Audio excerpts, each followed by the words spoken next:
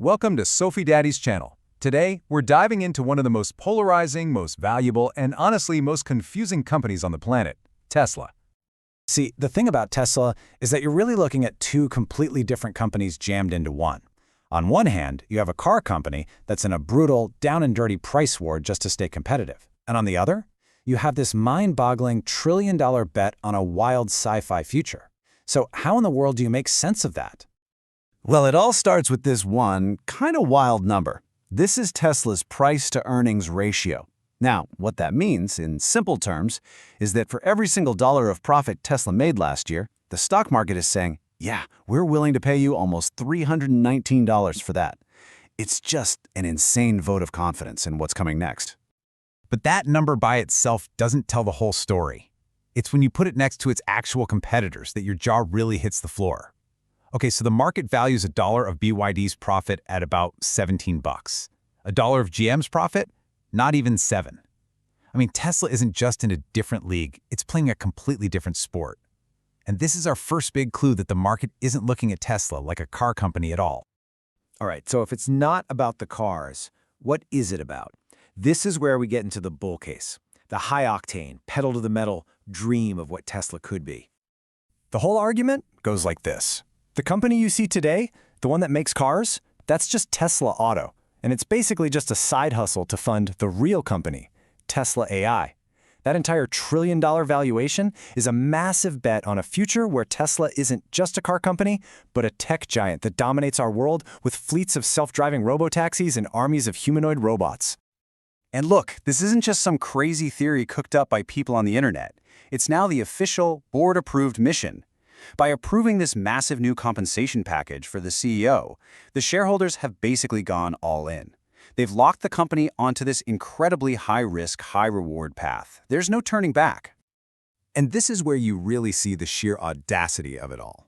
I mean, forget selling a few more cars. To get paid, the company has to hit targets like reaching an $8.5 trillion valuation. They need to put 1 million robotaxis into service and sell 1 million Optimus robots. This isn't just a business plan, it's a shareholder-approved moonshot. So you have to be asking, how could they possibly pull this off? Well, the bulls will tell you Tesla has 3 powerful competitive advantages, 3 moats protecting their castle. First, their manufacturing is just on another level, with things like the gigapress that stamps out huge chunks of the car at once. Second, you have their AI, with full self-driving learning from millions of cars on the road every single day. And third, their charging network is now the standard, basically turning it into a utility that even their competitors have to pay them to use. Okay, so that's the dream. It's a pretty compelling story, right? But now, let's flip the coin and look at the cold, hard reality of the business that's supposed to be paying for all this. Let's dive into the bear case. And yeah, it starts with another shocking number. But this one is shocking for all the wrong reasons. This is Tesla's operating margin. It's basically the profit they make from just running the business. And it has absolutely collapsed, from a super healthy peak of almost 17% all the way down to 5.8%. This is the proof, right here in the numbers, that the car business is hurting badly.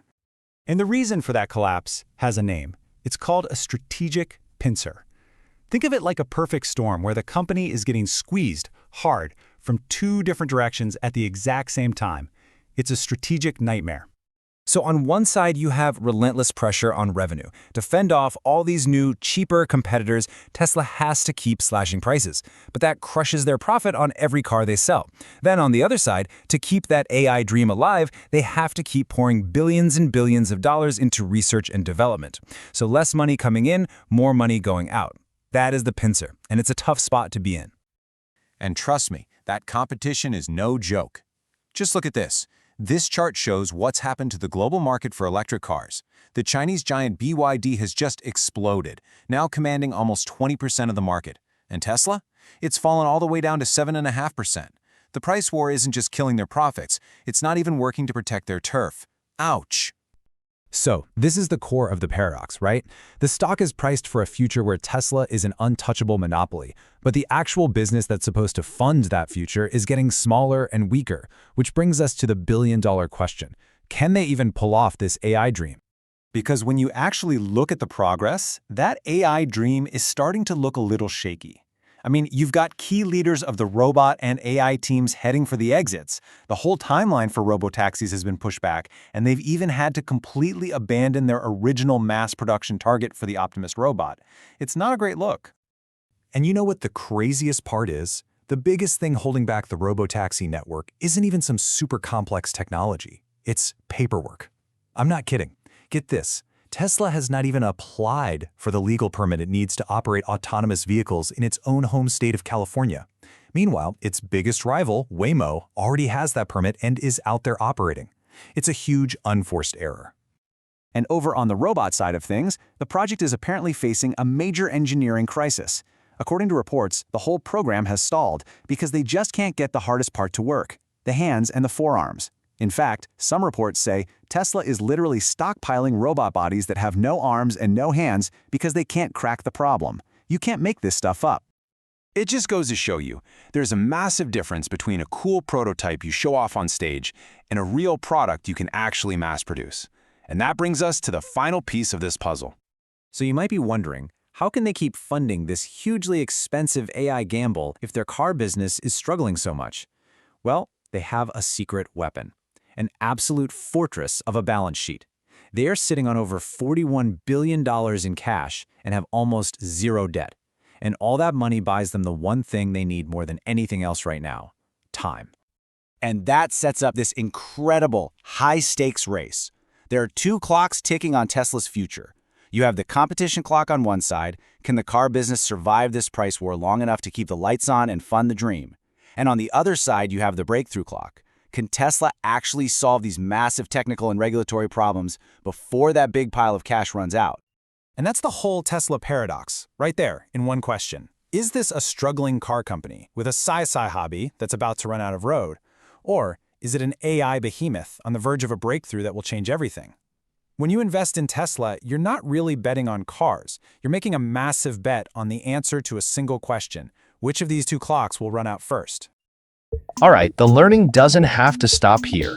If you want to explore even more, I've built the perfect place for you at sophie-ai-finance.com to unlock a new way of learning. Think of it as your personal learning toolkit.